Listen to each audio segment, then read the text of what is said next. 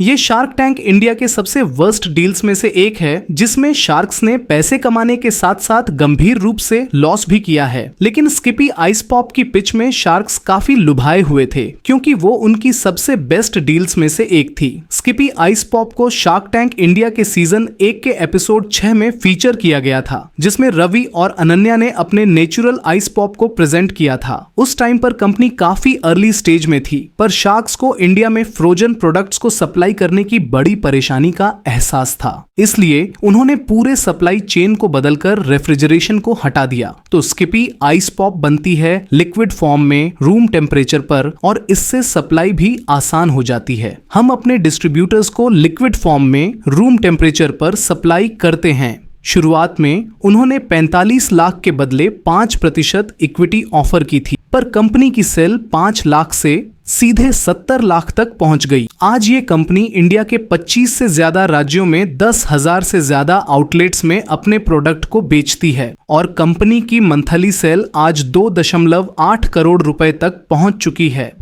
पर हर एक शार्क ने जो 20 लाख रुपए इन्वेस्ट किए थे उसकी वैल्यू आज 6 करोड़ रुपए तक पहुंच चुकी है। यानी हर एक शार्क को उनकी इन्वेस्टमेंट का 2900% रिटर्न मिला है।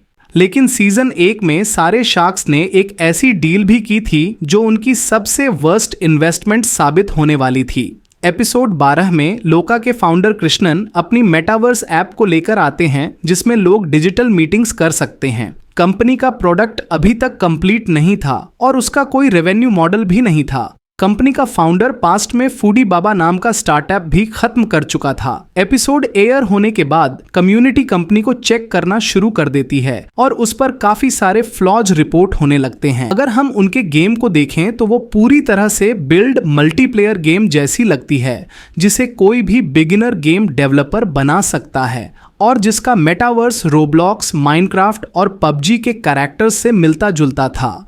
उन्होंने पबजी के कैरेक्टर को तो लिटरली पबजी नाम दे दिया था और इसके बारे में उन्होंने पेटेंट भी फाइल कर दिया था जो गेम के वर्ल्ड में काम करना था।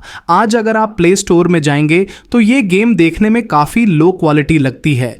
और इतना ही नहीं, अगर आप लोका के इंस्टाग्राम अकाउंट पर जाएंगे तो उस पर आपको 24,6 फॉलोअर्स दिखेंगे, लेकिन पोस्ट्स पर लाइक्स हार्डली 50 से 60 ही होंगे।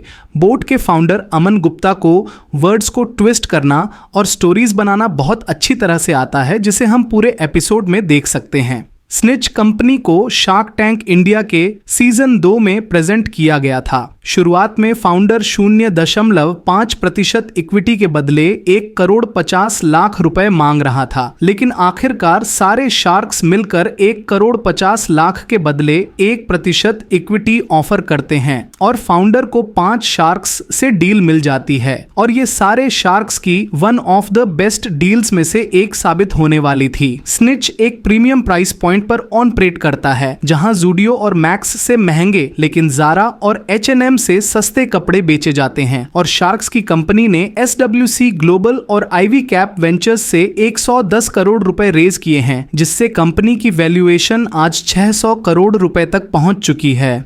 और शार्क्स ने जो शुरुआत में 1,50,00,000 रुपए इन्वेस्ट किए थे उसकी वैल्यू आज कई गुना बढ़ चुकी है। इंडिया में ओल्ड एज के लोगों को प्रिस्क्राइब्ड मेडिसिन लेने में काफ़ी प्रॉब्लम फेस करनी पड़ती है। उन्हें ये पता नहीं होता कि कौन सी दवाई कितने डोज में और कब लेनी होती है और इसी समस्या का समाधान फार्म इजी लेकर आया था। फार्म इजी कंपनी मेडिसिन को लेकर रीपैकेजिंग करती थी और उसमें सारी इंफॉर्मेशन लिखी होती थी कि किस दवाई को कब लेना है और शार्क्स को लग रहा था कि ये उनकी सबसे बेस्ट डील्स में से एक होने वाली है। लेकिन दिसंबर 2023 में कर्नाटक का drug control department PharmEasy के खिलाफ लीगल केस फाइल कर देता है। बाना चिप्स की कंपनी सिर्फ बनाना चिप्स पर फोकस करती है और इस कंपनी को रॉ मटेरियल भी काफी सस्ता मिल जाता है क्योंकि जहां से वो केले लाते हैं उस फॉर्म से 40% से ज्यादा केले वेस्ट हो जाते हैं। इस वजह से कंपनी को रॉ मटेरियल काफी सस्ता मिल रहा था और कंपनी हाई मार्जिन कमा रही थी। कंपनी का फाउंडर 2.5% इक्विटी के बदले 50 लाख रुपए मांगता है, लेकिन अनुपम और पीयूष 50 लाख के बदले कंपनी की 20%